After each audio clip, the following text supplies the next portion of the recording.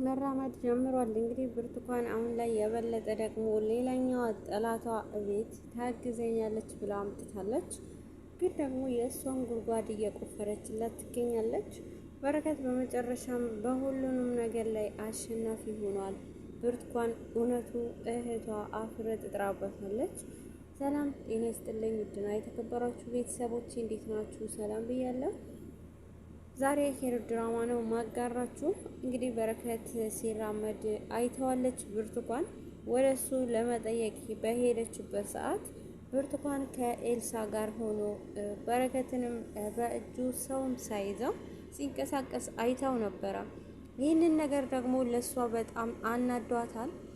በጊዜው ስታየው ምንም ነገር ሳትል ቤቱንም በገባች በረገጠችው እግሩ በሩ ከፍታ ትወጣለች። እንግዲህ በዚህ ሰዓት በረከትም ኤልሳ ሁኔታዋ በጣም አስደንግጧትና ምንድነው የምትሆነው ብላ ምንም ወደ እሱ ስትናገር ታያት ትሂድ እንደለመደችው ብለዋል። በረከት ግን በዚህ ሁኔታ ሆኖ ቆሞ መሄዱ የበለጠ የብርቱካን ጭንቀት ነበረ። አሁን ላይ ቲቲ እቤት ከመጣች ጀምሮ በረከትንም በጣም ብዙ ጊዜ ወደሱ ለመሄድና ወይኔ ፍቅሬን የሚለውን ነጠቀችኝ እያለች ነበረ። እንግዲህ ቲቲ ከዛ በፊት የብርቱካን እህት ከዛ በፊት ከበረከት ጋር ያልቋጩትንም ብዙ ነገሮች ስለነበራቸው አሁን ላይ ቲቲ በጣም ከመጣች ጊዜ በኋላ ስለሱ ብቻ ነበረ የምታስበው። በድንገትም እንግዲህ ብርቱካን ከዛ ቤት ወጥታለች። በፍጥነት ብርቱካን ከዛ ቤት እሱን ሲራመድ ካየችው በኋላ በንዴት ነበረ ወጥታ ያመለጠችው። ነገር ግን አሁን ላይ ሊሊ ቤት ባለችበት እቴቴ መጥታለች። እቴቴ ባየቻት ሰዓት ምንም ማናገር አልቻለችም።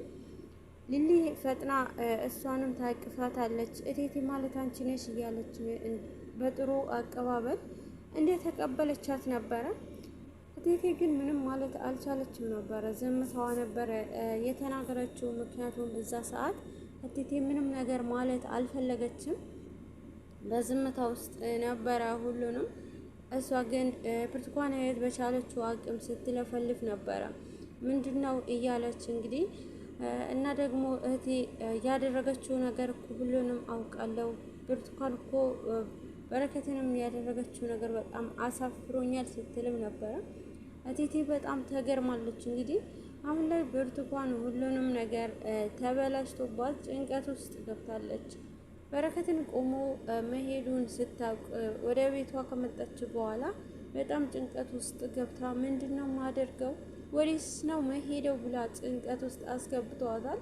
እንግዲህ እየተንጎራደደች እና ምንድነው የእኔ መጨረሻ እና ደግሞ እዚህ ቤት ገብቼ ሀብቱን አገኛለሁ ብዬ ገብቼ በባዶ ልወጣ ነው ወይ እያለች በጣም በጭንቀት ከራሷ ጋር ስትፎካከር ነበረ።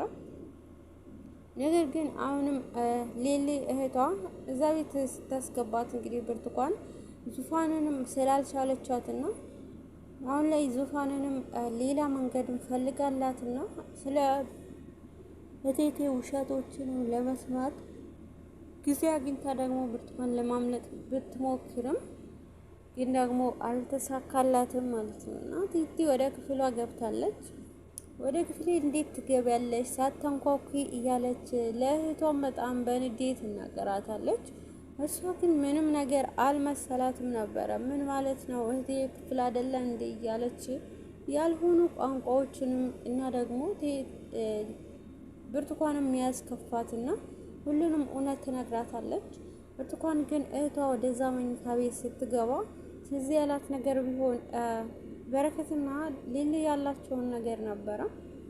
እና አንቺ ወደዚህ መኝታ ቤት ክፍል መግባት የለብሽም ጭራሽም እና ደግሞ ከገባሽም ከዛ በፊት እኮ ሁሉንም ነገር አውቃለሁ እና ደግሞ ከበረከት ጋር ያልጨረሽ ጉዳይ እንዳለሽ እርግጠኛ ስለሆንኩኝ ነው ትላታለች።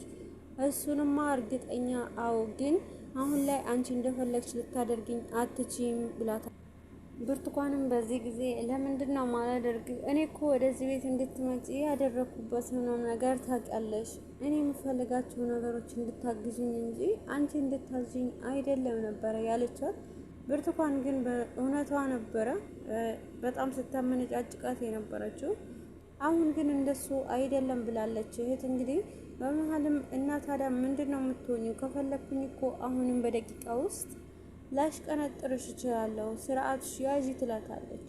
እንደሱ እንኳን አይደለም እህቴ ተረጋጊ ትላታለች። እንግዲህ አሁን ላይ ኤልሳ ብርቱካን ወደዛ ከሄደችው በኋላ ከበረከት ጋርም ስታወራ ነበረ።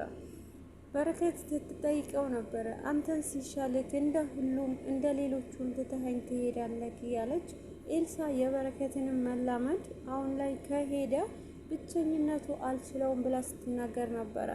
ግን ደግሞ በረከት በጭራሽ ብቻሽንም አልተውሽም እያላት ነበረ ነው። በዚህ ጊዜ ግን በረከት እንደማትረሳኝ ቃል ግባልኝ እያለችው ቃል አስገብተዋለች። በረከትም በጣም ደስ እያለው ቃል ይገባል። እና ደግሞ ዙፋንም እናቷ ቴቴንንም ይዛ ወደ በረከት ወስዳታለች። በረከትንም ሲንቀሳቀስ ካየች በኋላ ዙፋን በጣም ደስተኛ ስለነበረች እቴቴም የዚህ ደስታ ተካፋይ አድርጋታለች።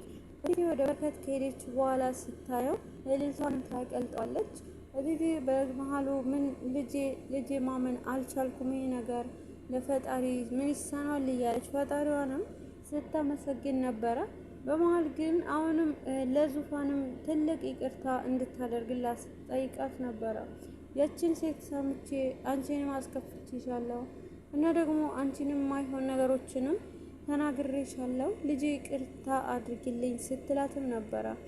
እቴቴም የተናገረችው ቃልም ችግር የለም ማዬ፣ ምንም ነገር ፈልገሽ አይደለም አደረግሽ ስትላት ነበረ። በመሀልም እንግዲህ በረከትንም በማንቀሳቀሱ በጣም ደስተኛ ነበሩ። ደግሞ በረከትም በራሱ አፍ ለቴቴም እናቴ አትጨነቂ፣ አሁን እኮ ደህና ነኝ እየተሻለኝ ነው እያለ በራሱ ሲመልስላት ነበረ። ይህንን የበለጠ ትልቅ ተስፋ ሰጥተዋት ነበር ቴቴ። ዙፋንም በጣም ደስተኛ ነበረች። የልፋቴ ውጤት እና ደግሞ የድካሜ ውጤት ከንቱ አልቀረም እያለች ነበረ እና ስለ ዶክተሩም ስትጠባበቀው ነበረ። ዶክተሩም እስኪመጣ ድረስ በምትጠባበቅበት ሰዓት ዶክተሩ ግን እንደሚቆይና ታካሚም እንዳለው ልጁ ኤልሳ ተነግራታለች። ግን ደግሞ አሁን ትንሽ ቀን ብቻ ነው እና ደግሞ ወንድሜንም ወደ ቤት አሁን ሲመጣ አባትሽ ሲመጣ ዶክተርም ሲመጣ ወደ ቤት እንወስደዋለን ብላለች። ኤልሳ በጣም ከፍቷት ነበረ። ይህ ነገር ደግሞ መቋቋም እንደማትችልና ከበረከት ጋር አብዝታ ስለተቀራረበች እና ደግሞ ከብቸኝነትም ስላወጣት በረከትንም ያለው ትሯ ተላምደዋለች። በመሀልም እንግዲህ በረከት አሁን ላይ ሁሉንም ነገር ስለተላመደችው ምንም ነገር አልቻለችም ነበረ። ኤልሳ በተለይ የበረከት መሄድ የሚያስታውሳት እናቷ ሁልጊዜ እየደወለች ስትጨቀጭቃትና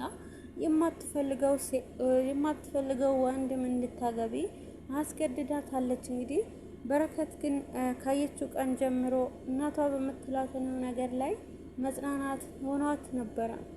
ያንን ነበረ እንግዲህ የኤልሳ እናት ባለውለታዋን ለመመለስ የገዛ ልጇን አሳልፋ ለኤልሳ ለመዳር ነው እየተጣጣረች ያለችው። አባቴ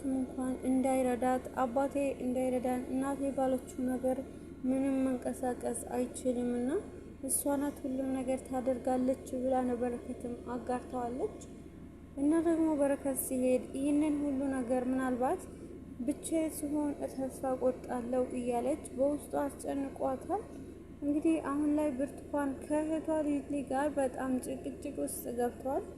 አንቺ እኔን ልታባረርኝ አትችይም፣ ስለዚህ ካባረርሽኝ የሆነውንም ታባላታለች። በዚህ ሰዓት ብርቱካንም በጣም ትደነግጣለች። ምንድነው የምትቀባጥሪው አንቺ ልጅ? እኔ እኮ እህትሽ ነኝ እያለቻትም ነበረ።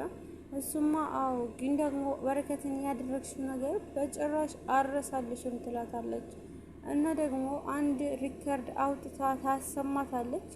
ብርቱካን አብረው ሲዋሩ የነበረውንም መድኃኒት እንደመረዘቻት ለዙፋንም ያደረገቻትንም ነገር በሪከርድ አስቀምጣው ነበረ። በዚህ ጊዜ በጣም ትደነግጣለች። አንቺ ምን አይነት ክፉ ሰው ነሽ እያለቻት ነበረ። እንግዲህ የበለጠ እኔን አታውቅኝም፣ ከዚህ በላይ ተጉዤ ሄዳለሁ ትላታለች። ግን ደግሞ ብርቱካን አሁንም መንገዷንም አላቆመችም።